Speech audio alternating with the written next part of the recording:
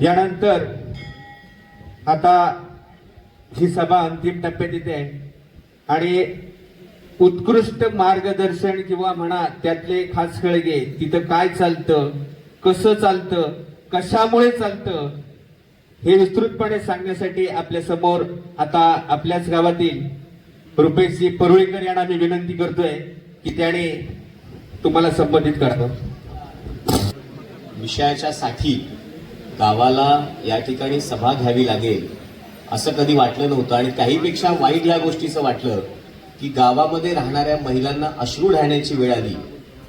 भले त्या कॉलनीमध्ये राहणाऱ्या त्या भगिनी या ठिकाणी राहण्यासाठी बाहेरून आल्या असतील, पण ज्यावेळी त्यांनी आमच्या गावात येऊन घरात राहायला वास्तव्य सुरू केलं तेव्हा ती भगिनी आमची देखील भगिनी आहे आणि तिला किंवा तिच्यासोबत या ज्येष्ठ नागरिकांना त्यांच्यावर होणाऱ्या अन्यायासाठी गावासमोर अश्रू ढाळण्याची वेळ आली. ही गोष्ट आपल्यासाठी भूषणावं निश्चित नाही आणि ही गोष्ट ज्यांच्यामुळे घडली ते 10 लोकही माझ्या गावातले नाहीत आणि म्हणून कुठेतरी 8-10 लोकांनी चुकीची गोष्ट करायची आणि ते भोगायचं गावाने हे कुठेतरी थांबलं पाहिजे. आणि निश्चितपणे श्रीदेव वेताळ, शंभू महादेव, सातेरी आणि पंचायतन देवता हे असं खोटं गावात कधीच खपवून घेणार नाही. खरं तर हा जो लढा आहे, मगाशी पंचायत साहेबांनी बोलताना सांगितलं की हा लढा जो आहे त्याचे त्यांनी काही मुद्दे सांगितले. आमच्या सावंत साहेबांनी तर अतिशय जबरदस्त शब्दामध्ये, श्यामसुंदर आमचे वराडकर असतील, ह्या सगळ्यांनी भूमिका मांडली. खरं तर हा लढा नेमका आहे तरी काय, आपण कशासाठी लढतोय? आपण सगळे हिंदू धर्मीय आहोत, आपण सगळे शंभू देवाला मानतो, आपल्या इथं मागे स्वयंभू महादेव बसलेला आहे आणि मग आपण खरं लिंगाला विरोध करतोय का? हा लढा महादेव विरुद्ध महादेव आहे का? अजिबात नाही. हा देवांचा किंवा तिथल्या स्फटिकाचा मुद्दा आणि त्या शंभू महादेवाचा मुद्दा नाही. हा मुद्दा आहे गावामध्ये होणाऱ्या अघोरी कृत्यांचा. हा लढा आहे गावामध्ये चाललेल्या अनैतिक गोष्टींचा. हा लढा आहे बाहेरून गावामध्ये येऊन लोकांनी गावामध्ये सामाजिक निर्माण केलेल्या तेढीच्या विरोधातला. आणि हे सगळे जे गावामध्ये हे कुठंतरी गावातल्या ग्रामस्थांना नेमकं समजावं की काय चाललंय, म्हणून आजची ही सभा आहे. आता बघा, हे सावरवाडचं जे संकुल आहे, या संकुलामध्ये मगाशी त्या भगिनींनी सांगितलं की 16-17 लोकांची निवासी घर आहे.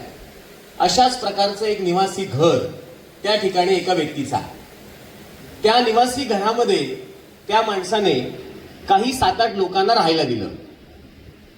ज्या 7-8 लोकांना त्यांनी राहायला दिलं त्या 7-8 लोकांनी, मगाशी पांचाळ म्हणाले की शेती करायची किंवा त्या भगिनी म्हणाल्या सुगंधी फुलं लावायची, पण हे न करता त्या ठिकाणी ज्या गोष्टी सुरू केल्या की ज्याचा उपद्रव तिथल्या स्थानिकांना पहिल्यांदा सुरू झाला. बघा, हा लढा कुणा एका व्यक्तीचा नाही, हा लढा अमित फाटकचा नाही, हा लढा तिथल्या रहिवाशींमधल्या 2 त्या भगिनींचा नाही, हा लढा गावातल्या प्रत्येक घरघरटी माणसाचा आहे. कारण हा लढा माझ्या वराड गावाच्या अस्मितेचा आहे. हा लढा वराड गावाच्या अस्मितेचा अशासाठी आहे, माझ्या गावामध्ये इथं अनेक संत महंत होऊन गेले. या गावामध्ये या शंभू महादेवाला, वेताब देवाला 400-500 वर्षाची परंपरा आहे. पण गेल्या 400-500 वर्षामध्ये इथं ज्येष्ठ मंडळी बसलेली आहेत. आम्ही अगदी नवीन तरुण वयातल्या आहोत, पण आमच्या माहितीत देखील किंवा मागच्या पिढीतल्या माहितीत देखील अशा प्रकारची सामाजिक तेढ किंवा सामाजिक संघर्ष कधी उभा झाला नाही की जो आज आपल्या गावामध्ये उभा झालेला आहे. एका माणसाने 7-8 लोकांना राहायला दिलं. हे 7-8 लोक त्या ठिकाणी राहायला लागले. राहायला लागल्यानंतर त्यांनी त्या ठिकाणी चुकीच्या पद्धतीनं काही कामं सुरू केली.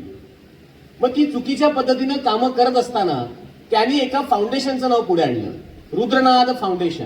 हे तर तुम्ही सगळ्यांनी ऐकलं, रुद्रनाद फाउंडेशन. मग रुद्रनाद फाउंडेशनच्या माध्यमातून कालच्या महाशिवरात्रीच्या कार्यक्रमाला अशा प्रकारची जाहिरात केली गेली की आशिया खंडातलं वायव्यमुखी सगळ्यात दुसऱ्या नंबरचं जगातलं भारी शिवलिंग आम्ही इथं आणलं आणि आम्ही इथं बसवलं. ज्यावेळी गावानं या गोष्टीला विरोध सुरू केला, शिवलिंग बसवण्याचा विरोध नाहीये, त्या ठिकाणी सुरू असलेल्या अघोरी आणि अनधिकृत कृत्यांना विरोध आहे. बघा, त्यांनी ज्यावेळी ही बातमी स्प्रेड केली की या ठिकाणी आशिया खंडातलं काहीतरी आम्ही दुर्मिळ आणून बसवलं, त्यावेळी नेमकं हे रुद्रनाथ फाउंडेशन आहे तरी काय? बघा, जोपर्यंत एखाद्या व्यक्तीचा त्रास सुरू होत नाही, म्हणजे एखादा पोटात दुखत नाही, तोपर्यंत पोटदुखीची गोळी कोण घेत नाही. उद्या जर म्हणायला लागलं की पोट दुखायचं होतं तर आधीच तुम्ही पॅरासिटामॉल का नाही घेतली, तशी घेता येत नसते. जेव्हा हे रुद्रनाथ फाउंडेशनचं नाव पुढे आलं तेव्हा गावातल्या काही हुशार माणसांनी याची चौकशी करण्यासाठी शोध मोहीम घेतली, हे रुद्रनाथ फाउंडेशन आहे तरी काय. मग असं कळलं की हे रुद्रनाथ फाउंडेशन हे मुंबईला एक रजिस्टर असलेली ट्रस्ट आहे. कुठे? मुंबईला. बरं, हे मुंबईमध्ये रजिस्टर असलेली जी ट्रस्ट आहे, मुंबईमध्ये रजिस्टर असलेली जी ट्रस्ट आहे, तर ही रजिस्टर्ड ट्रस्ट ही काय करते याची नेमकी आपण माहिती घेतली. तेव्हा असं कळलं की रुद्रनाथ फाउंडेशन नावाची एक ट्रस्ट जी मुंबईमध्ये रजिस्टर्ड आहे, जिचं रजिस्ट्रेशनचं ऑफिस सायन वेस्ट मुंबईला आहे. बरं, ही जी ट्रस्ट आहे या ट्रस्टमध्ये कोण माणसं आहेत? माझ्या वराड गावाच्या भूमीमध्ये जन्माला आलेला किंवा या गावामध्ये राहिलेला किंवा या गावाशी नात्या गोत्याचा संबंध असणारा कोणी आहे का? की बाबा हे जगाच्या पाठीवर वराडमध्ये सगळं घेऊन आले डोक्यावर आमच्या बसवायला. म्हणून त्याची माहिती घेतली तेव्हा असं कळलं की याच्यामध्ये चंद्रशेखर राणे हे त्याचे अध्यक्ष आहेत, जे राहतात दादर मुंबई. दुसरे आहेत रोहन लेले, जे राहतात कोपरी ठाणे. तिसरे आहेत संतोष राणे, जे राहतात कणकवली. चौथे आहेत समेश जाधव, जे राहतात कांदिवली वेस्ट. पाचवे आहेत स्मिता दंतारा, राहतात सायन मुंबई. सातवे आहेत स्मिता, त्या राहतात मुलुंड ईस्ट. आठवे आहेत ज्योती मेहरा, राहतात खारोडी मुंबई. आणि नववे आहेत सुहास सावंत, राहतात वसई मुंबई. बरं, हे कोण? संत परंपरा, अध्यात्म परंपरा, एखादी फार मोठी काहीतरी बाबा यांना एखादा वारसा आहे मोठा की ज्यांचं महाराष्ट्रामध्ये संत परंपरेत मोठं योगदान आहे? अजिबात नाही. यांचं ह्या 8 लोकांचं वर्तन कसं आहे या मगाशा 2 बहिणींनी सांगितलं की कशाचे ढीक तिकडे आहेत. बरं, हे 9 लोक एकत्र आले, एक ट्रस्ट त्यांनी स्थापन केला. या ट्रस्टची मुंबईला रजिस्ट्रेशन आहे. बरं, हे रजिस्ट्रेशनचे पेपर जाऊन देखील आमच्या अमित फाटकने काढून आणले. तेव्हा आणखीन पुढची माहिती मिळाली की हे 8 लोकांनी स्थापन केलेला ट्रस्ट, या ट्रस्टला अशा प्रकारे एखाद्या गावात जाऊन एखादं मंदिर म्हणेल किंवा एखादं मूर्ती किंवा एखादं धार्मिक काहीतरी प्रतिकृती बसवण्याचा तरी अधिकार आहे का? अजिबात नाही. त्यांच्या ट्रस्टमध्ये हा ट्रस्ट का स्थापन झाला त्याचं त्या ठिकाणी त्यांनी लिहिलेलं आहे. तो ट्रस्ट फक्त the principal objective of the trust is to carry out promotions of the yoga and medical and educational. म्हणजे काय? फक्त योग साधना शिकवणं, शैक्षणिक आणि वैद्यकीय सुविधा देणं, एवढ्या उद्देशानं झालेला 9 लोकांनी केलेला ट्रस्ट म्हणजे एक प्रकारचं दुकान हे उघडलं कुठे? आमच्या गावात. आणि आमच्या गावातले घोडे भाबडे लोक असं समजतायत इथं जगातलं काहीतरी भारी आणलंय. ह्या लोकांनी हे ट्रस्ट मुंबई स्थापन करून इथं त्यांनी जगभरात जाहिरात केली. खरं तर त्या लोकांनी जाहिरात ती पेड असेल कशी असेल तो खोटं हे जास्त पसरतं जोपर्यंत खरं जाऊन आपण सांगत नाही लोकांना. तुम्हाला एक म्हण माहिती असेल की खरं चप्पल घालून घराच्या बाहेर पडायच्या आधी खोटं गाव फिरून आलेलं असतं. आणि यांचं हे खोटं अख्खं दुनिया फिरलं आणि आज आपण जागे झालो गाव सगळं. आणि म्हणून माझं म्हणणं आहे की हे जे रुद्रनाथ फाउंडेशन वाले जे आहे यांना माझ्या गावात अशा प्रकारची प्रतिकृती बसवण्याचा अधिकार नाही. पेक्षा या स्वयंभू महादेवापेक्षा आम्हाला मोठा कोणीच नाही. आणि जर गावामध्ये माझा महादेव बसलेला आहे, जर माझ्या गावामध्ये स्वयंभू महादेव बसलेला आहे तर आम्हाला दुसऱ्या कुठल्या स्फटिकाची गरज नाही. बरं, त्याही पलीकडे जाऊन या लोकांनी हे इथं बसवल्याचं अचानकपणे 16 जानेवारीला जाहीर केलं. कधी केलं? 16 जानेवारी 2026ला. मगाशी कोणतरी म्हणलं मग एवढी वर्ष कुठे होता? अजिबात नाही, हे 16 जानेवारीचं आहे सगळं. आणि त्यांनी 16 जानेवारीला बसवलं याचा लेखी पुरावा माझ्याकडे पण आहे. त्यांनी तसं ऍफिडवर सांगितलं एका व्यक्तीनं की आम्ही आता 16 जानेवारीला बसवलं आणि आज तारीख किती आहे? 14 मार्च. संघर्ष सुरू कधीपासून आहे? 2 फेब्रुवारी पासून. बरं, ते बसवलं. आता गंमत बघा, एखादा माणूस, आपण सर्वसामान्य माणूस आहे, एक साधी पडवी जरी काढायची घराची म्हटली तरी जाऊन एक चांगला दिवस बघून, एखादा दगड बसवणारा चांगला पुरोहित बघून काहीतरी त्याचा दगड पूजन करून आपण बसवणार का नाही बसवणार?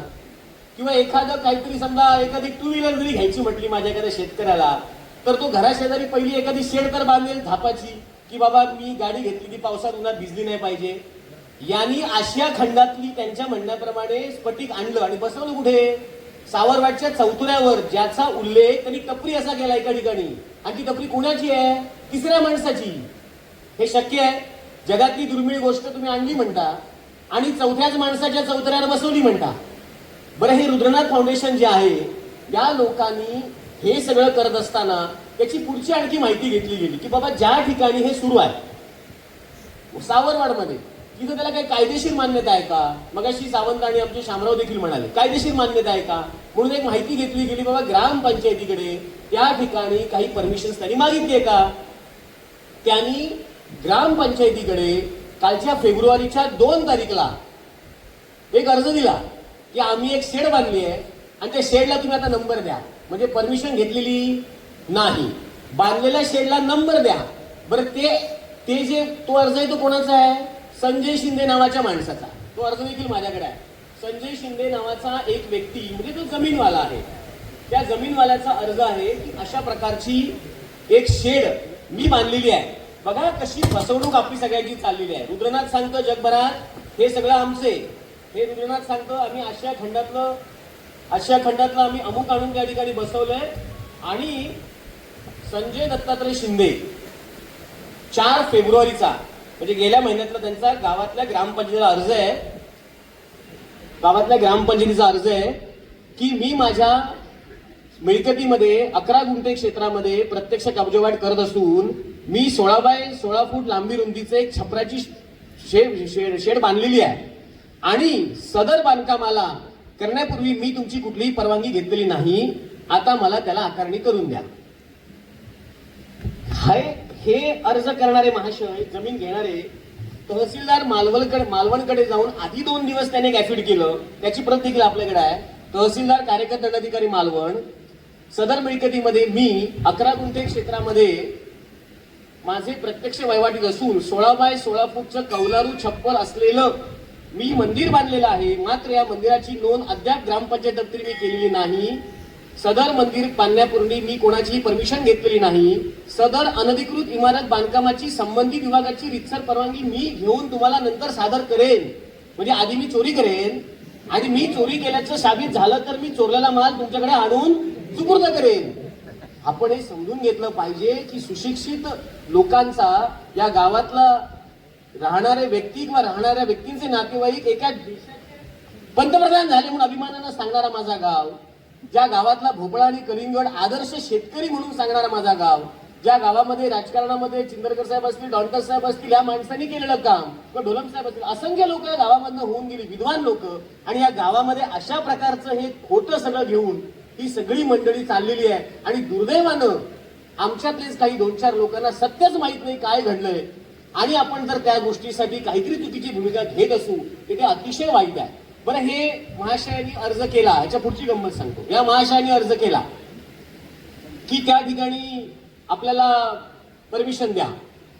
हे सगळं होत असताना अचानकपणे महाशिवरात्रीचा कार्यक्रमाचं आयोजन ठरलं. महाशिवरात्रीच्या कार्यक्रमाचं आयोजन ठरलं 15 तारीखचं. आणि त्यांनी ग्रामपंचायतीला एक पत्र दिलं की आम्हाला सुरक्षा द्या. ग्रामपंचायतीकडे अर्ज दिला, सुरक्षा द्या. ग्रामपंचायतीने एक पत्र दिलं की ह्यांना आवश्यक बाबींची पूर्तता करा. 15 तारीखला जेव्हा ग्रामस्थ रस्त्यावर उतरले तेव्हा तिथं पोलिसांच्या गाड्या हजर राहिल्या आणि मग ह्या संघर्षाला खऱ्या अर्थानं धार आली. कारण 15 तारीखला जो काय त्या ठिकाणी कार्यक्रमाच्या अनुषंगिक उत्सव झाला, नंतर ही सगळी जमलेली मंडळी जिल्हाधिकारी एसपींकडे गेले आणि मग ठरलं की हा विरोध आता कुठेतरी सार्वत्रिक झाला पाहिजे. हा लढा काही एका व्यक्तीचा नाही. आणि मग 27 तारीखला गावातल्या जवळपास 1200 लोकांनी, ग्रामस्थांनी, 1200 पेक्षा जास्त ग्रामस्थांनी एक सह्यांचं निवेदन नेऊन जिल्हाधिकारी सिंधुदुर्ग यांच्याकडे दिलं. ते निवेदनात काय लिहिलं होतं की हे बेकायदेशीर गावात सुरू आहे, अनधिकृत सुरू आहे, हे सगळं थांबलं पाहिजे. आणि हे सगळं थांबण्याच्यासाठी जिल्हाधिकाऱ्यांकडे 27 तारीखला निवेदन दिलं गेलं. 27 तारीखचं निवेदन दिल्यानंतर 3 तारखेला अप्पर जिल्हाधिकारी यांनी तहसीलदार मालवण जे आहेत त्यांना आदेश काढले की सावरवाड आणि म्हणजे वराड गावातील एवढ्या लोकांनी ही तक्रार केलेली आहे, तुम्ही त्याची पडताळणी करा, पाहणी करा आणि त्या बाबतीमध्ये काय असेल ती आवश्यक कारवाई करा. त्याचं जिल्हाधिकाऱ्यांचे जे पत्र आहे, जो आदेश आहे तो 3 तारीखचा आहे. आणि तो 3 तारीखचा जो आदेश आहे त्यातलं अगदी शेवटचं वाक्य वाचून दाखवतो.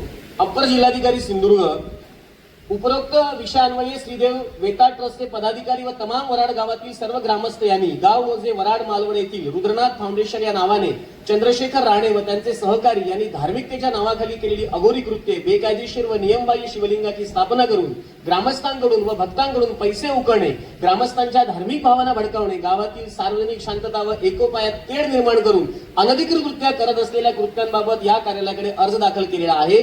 सबब सदर प्रकरणी भारतीय नागरी सुरक्षा संहिता 2023 मधील तरतुदीनुसार तात्काळ कारवाई करण्यात येऊन या कारवाईचा अहवाल अवगत करावा. जिल्हाधिकाऱ्यांनी तहसीलदारांना आदेशित केलं. 2 तारीखला 3 तारीखला तहसीलदारांनी त्या ठिकाणी जाऊन सत्यतेची पडताळणी केली आणि 3 तारीखलाच तहसीलदार कार्यकर दंडाधिकारी मालवण यांना त्या ठिकाणी केलेल्या पंचायतीतनं आढळलं की इथं चुकीचं काहीतरी सुरू आहे आणि मग 3 तारीखलाच जे तहसीलदार मालवण आहेत त्यांनी आदेश केला की या नोटिसीद्वारे आपणास ताकीद देण्यात येते की ही ताकीद कोणाला आहे? संजय शिंदेना. कारण रुद्रनाथचं काय तिथं नामोनिशाणच नाही. संजय शिंदेना काय आहे? येणेप्रमाणे आपणास ताकीद देण्यात येते की सार्वजनिक शांतता भंग होईल, सामाजिक तेढ निर्माण होऊन कायदा आणि सुव्यवस्था प्रश्न तयार होईल, असे कोणतेही कृत्य आपल्या मालकीच्या जागेत होणार नाही याची दक्षता घेण्यात यावी. असे दिसून आल्यास आपले वर्तन हे भारतीय न्याय संहिता 2023 मधील धार्मिक भावना दुखावणे, समाजामध्ये तेढ निर्माण करणे, सार्वजनिक शांतता भंग करणे व कायदा सुव्यवस्था बिघडवणे या संदर्भातील तरतुदींना बाधक असल्याचे मानण्यात येऊन आपणा विरुद्ध योग्य ती कायदेशीर कारवाई प्रस्तावित केली जाईल याची गांभीर्यानं नोंद घ्यावी. हे 3 तारीखला झालं. 3 तारीखला झाल्यानंतर पोलिसांचे देखील त्या ठिकाणी इन्व्हेस्टिगेशन सुरू झालं आणि काल 9 तारीखला पुन्हा एकदा तहसीलदारांनी आदेश काढला की ज्या आदेशामध्ये तहसीलदारांचं वाक्य असं आहे, 9 तारीखला परवा, आपले वर्तन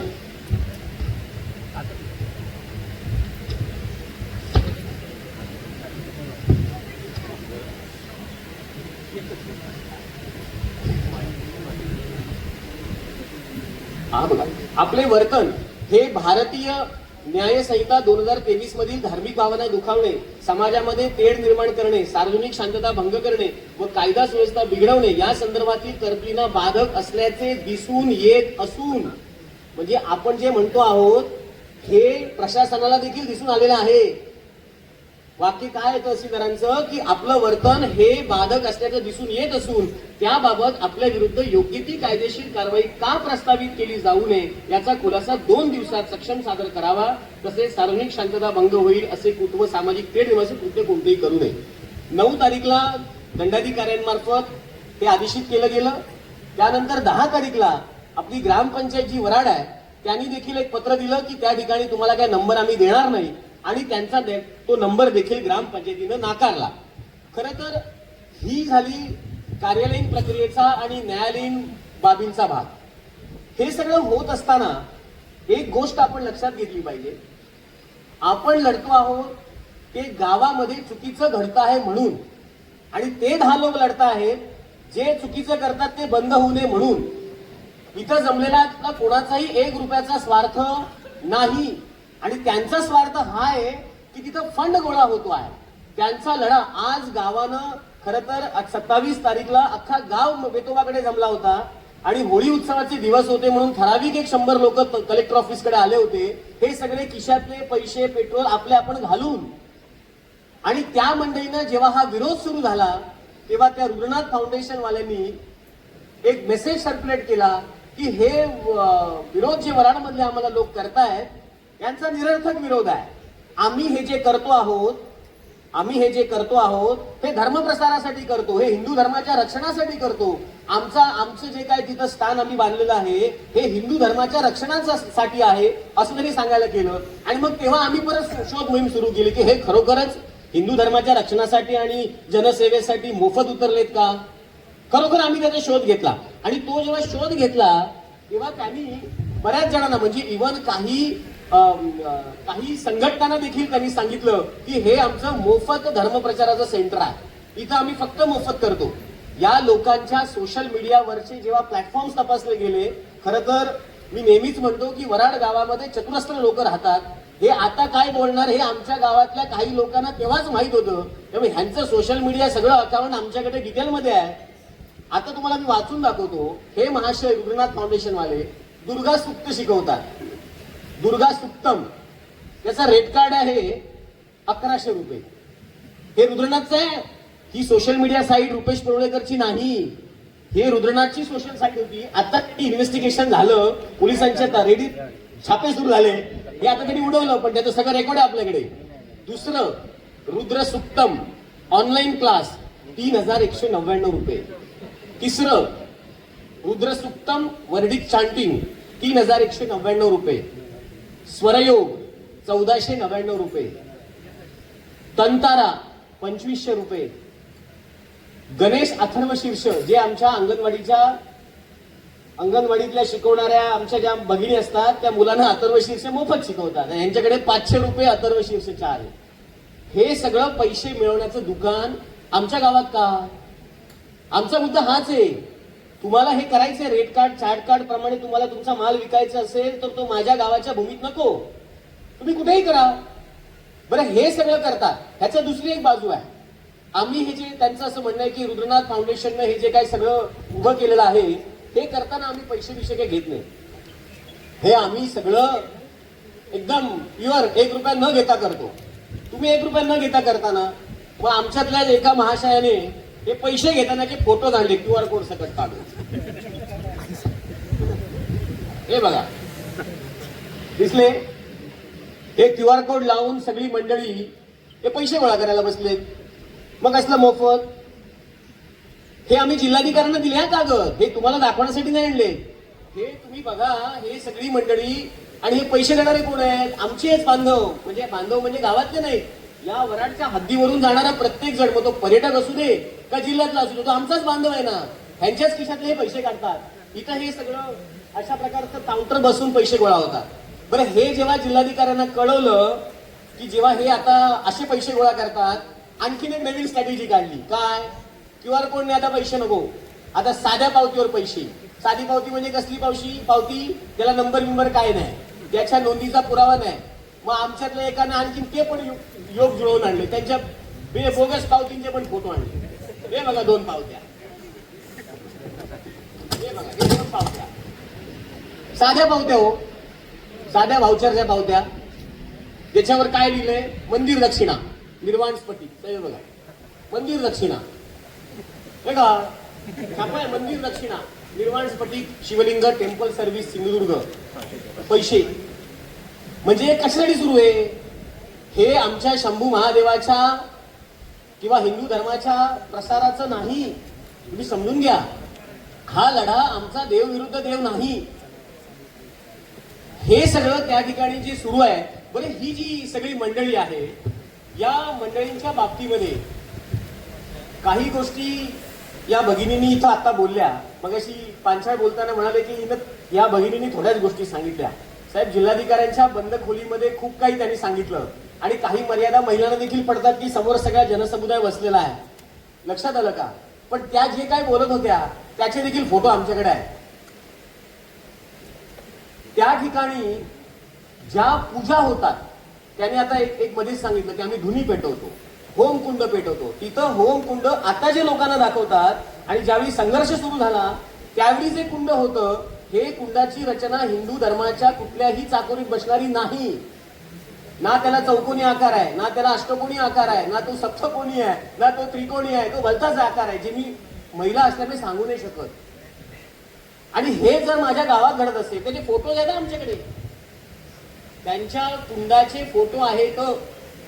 आणि ते कुंडाचे फोटो जाऊन कोणीतरी त्रयस्थ माणसाने काढलेले नाही, ते फोटो त्याच महंत म्हणणाऱ्या रुद्रनाथ, जे त्यांचे चंद्रशेखर राणे आहेत, त्यांच्या सोशल मीडिया अकाउंटला त्यांनीच ठेवलेले आहेत. त्याने त्याच्यावर फोटो ठेवल्याचा तारीख वेळ सगळंच आहे. आणि हे जर माझ्या गावामध्ये घडत असेल, बरं, हे जी सगळी मंडळी आहे, या सगळ्या मंडळींच्या अंगांवरचे जे गोंधळ आहे, आता तुम्हाला माहिती आहे आपण सगळे हिंदू धर्मीय आहोत, बरोबर? शंकराचे भक्त काय लिहिणार हातावर? जय शंभू, शंभू महादेवा, आणि काहीतरी शंकराचं छानपैकी काढू. यांच्या अंगावर काय? मानवी कवट्यांचं गोंधळ. हे बघा फोटो त्यांच्या पाठीचे. ती म्हणाला यांच्या पाठीचे फोटो काढायला हे कुठे गेले? हे बघा, दिसले? त्याच्यावर मानवी कवट्यांचे फोटो. जेव्हा त्यांच्या सोशल मीडिया अकाउंटवरनं जुने त्यांचे प्रोफाईल बघितले, तेव्हा त्यांच्या तिथल्या देवालयामध्ये असणाऱ्या मूर्तींना ज्या गोष्टी हिंदू धर्मामध्ये आपल्याला कधी आपण करत नाही, अशा प्रकारच्या माळा त्यांच्या गळ्यामध्ये. आणि हे जे सगळं सुरू आहे बघा, प्रत्येकानं स्वतःची श्रद्धा, प्रत्येकानं स्वतःची निष्ठा, प्रत्येकानं स्वतःचा धर्म आणि आचरण पाळावं. पण ते तुमच्या घरी ना, आमच्याकडे कशाला? बरं हे कोण आमचे? हे 8 लोक आपल्या गावाचे कोण? हा संघर्ष म्हणून मी म्हटलं, हा संघर्ष एकट्या माझ्या कुणा व्यक्तीचा नाही, हा ना पांचाळांचा आहे, हा ना परुळेकरांचा आहे, ना हा गावातल्या कोणाचा आहे, हा पूर्ण गावाच्या अस्मितेचा आहे. गावाच्या हद्दीमध्ये तुम्ही येऊन इथं अशा प्रकारचं सगळं बसवता आणि हे बसवत असताना तुम्ही आला वेतोबाकडे, त्यातल्या एकाने सांगा बाबा यांनी बसवताना वेतोबाकडे आले, बाबा तुमच्या वेतोबाच्या पंचायतांच्या या सगळ्या अधिकार कक्षेमध्ये असं काहीतरी आम्ही मंदिर बांधतो आहे. आले? नाही आले, कारण मंदिर बांधायचंच नव्हतं. मंदिर बांधायचंच नव्हतं. त्यांचं फक्त ते बिझनेस काउंटर आहे, बिझनेस काउंटर आहे की जिथं फक्त पैसा मिळवायचा. आणि हे करत असताना मग जेव्हा तक्रारी झाल्या, मग तक्रारी झाल्यानंतर ग्रामस्थांच्या विरोधामध्ये भावना भडकवण्यासाठी काही ग्रामस्थांना आम्ही खूप काहीतरी चांगलं करतो आहोत आणि आम्ही हिंदू धर्माच्या रक्षणासाठी करतो आहोत, अजिबात नाही. बरं हे आणखीन एक गोष्ट आपण सगळ्यांनी विचारात घ्यायला पाहिजे. हे जे 8-10 लोक, 10च लोक आहेत सगळे मिळून, 10 लोक आहेत. या 10 लोकांपैकी वराड गावाशी कोणाचा नातेसंबंध आहे? कोणाचं माहेरचं सासरचं नातं आहे? त्यांनी यांच्या गावात जाऊन का नाही स्थापन केलं या 10 लोकांनी? तुम्हाला जर खरोखरच काहीतरी करायचं होतं तुम्ही तुमच्या गावात करा. त्यांच्या गावात त्यांना उभे नाही कोण करणार? ह्या 10 लोकांना ह्यांच्या गावात गेले तर उभं नाही करणार. आज तुम्हाला सांगतो, यांच्याकडे एक विदेशी नागरिक पण येऊन राहतोय घरामध्ये. तुम्हाला माहिती आहे, विदेशी नागरिक राहतोय. उद्या हा तो गोरा आहे, विदेशी नागरिक राहतोय. तुम्ही विचार करा, अन्य देशातला माणूस माझ्या वराड गावाच्या भूमीत राहतो आहे. उद्या एखादा कुठला तरी अनुचित चुकीचा प्रकार माझ्या गावातल्या कुणा ग्रामस्थाच्या बाबतीत घडला, कोणाला जबाबदार धरणार आपण? मगाशी पांचाळांनी विचारलं, मगाशी विचारलं की त्यांची काय ओळख कार्ड आहेत का? काहीच नाही कोणाकडे. आणि हे जे सगळं सुरू आहे हे सगळं भयानक प्रकार आहे, अतिशय भयानक प्रकार आहे. आणि म्हणून हे सगळं काही फोटोज आहेत जे धार्मिकतेचे आहेत, जे मी पब्लिकली तुम्हाला नाही दाखवू शकत, पण ज्या गोष्टी आहेत त्या समाजाला घातक आहेत. आणि म्हणून आजची ही सभा ही उद्याच्या संघर्षाची रूपरेषा आहे. गाव पालकदार असतील, वेतोबा ट्रस्ट कमिटी असतील, गावकर मंडळी असतील, सगळे जाणकार लोक असतील, यांनी इथपर्यंत हे आणलेलं आहे. आणि इथपर्यंत आणलेल्या लढ्यामध्ये हे आपण केवळ हवेत बाण मारत नाही आहोत, अजिबात नाही आहोत, किंवा विरोधासाठी विरोध म्हणून काहीतरी बोलत नाहीये कुणीच. इथं प्रत्येकाच्या बोलणारा एक अधिष्ठान आहे, प्रत्येकाकडे कागदोपत्री सगळ्या गोष्टी आहेत. आणि हे सगळं हे 10 मंडळींचं आम्ही सहन का करायचं ना? त्या भगिनीला त्रास होणार आहे, तो उद्या त्रास आपल्याला होणार आहे. तो विदेशी उद्या ह्या इकडनं ह्या मार्गातनं कुडाळला जाताना जर इथं त्याने कुणा एकाची छेड काढली भगिनीची, जाऊन कोणाला पकडणार आपण? कोणाला पकडणार आणि कोणाला जाब विचारणार? बरं, ज्या व्यक्तीची ती जमीन आहे त्याच्यात सुद्धा आणखी गंमत आहे. ज्या व्यक्तीची ती जमीन आहे तो व्यक्ती त्या ट्रस्टमध्ये नाही. समजून घ्या, ज्या व्यक्तीची जमीन आहे त्या व्यक्ती तो ट्रस्टमध्ये नाही. बरं, त्याच्या घरात जे लोक राहतात तुम्हाला सगळ्यांना माहिती आहे. आणि त्या जमीन मालकाने, त्या घर मालकाने तहसीलदारांसमोर एक ऍफिडेव्हिट केलं. आणि त्या ऍफिडेव्हिट मध्ये आणि एका म्हणण्यामध्ये, ते म्हणणं मला वाटतं आमच्या वराडच्या ग्रामपंचायतीला दिलेलं आहे, त्या म्हणण्यामध्ये त्याने काय दिले माहितीये?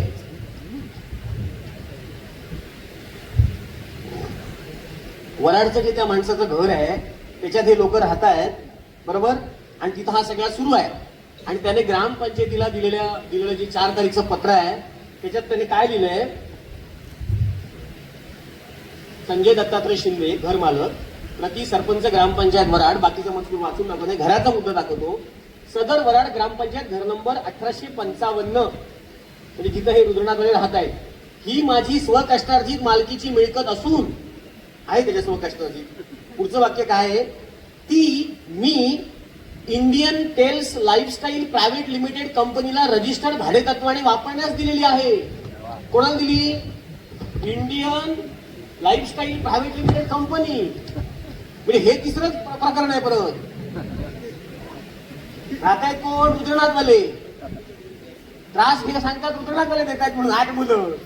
आणि घरमालक सांगतो मी ती भाड्याने कुठेतरी कंपनीला ऑलरेडी दिलेली आहे. आपण कोणाशी भांडणार नंतर जाऊन? ज्याची जमीन आहे तो त्या ट्रस्टमध्ये नाही, जे ट्रस्टवाले सांगतात हे आमचं आहे त्यांचं तिथं काहीच नाही. आपण या रुद्रनाथ फाउंडेशनचा पीटीआर उतारा जाऊन काढला. पीटीआर उतारा म्हणजे काय असतो?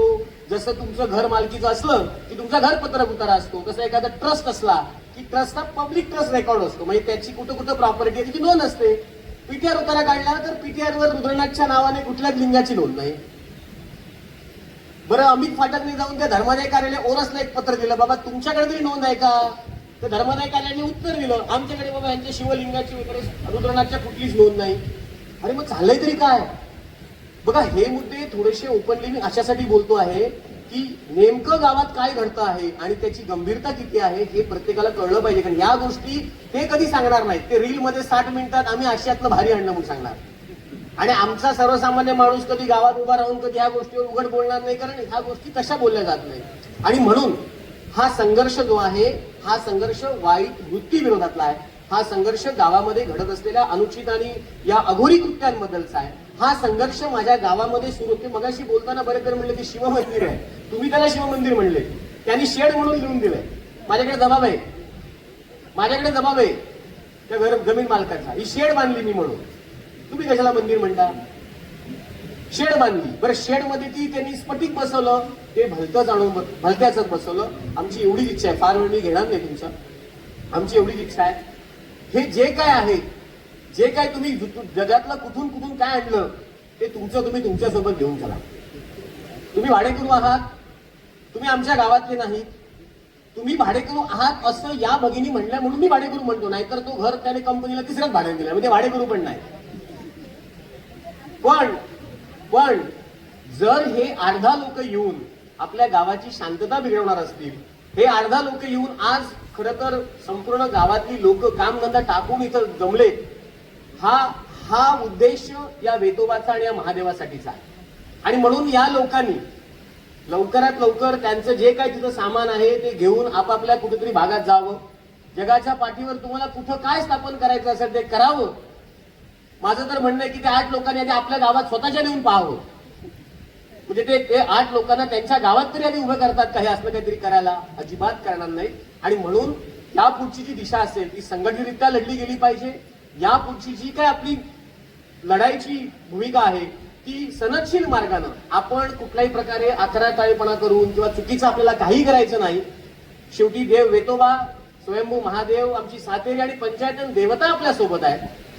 मगाशी सावंतनी तर त्याची डेडलाईनच सांगितली की हा विषय कधीपर्यंत संपेल. मी म्हणतो खूप लांबची सांगितली, 8 महिने आणखी. हे लवकर 8-10 दिवसात संपलं पाहिजे अशी माझी इच्छा आहे. आणि म्हणून आम्हाला आमचं शांततेत जीवन जगू द्या. या वराड गावामध्ये असं कधीच झालेलं नाही.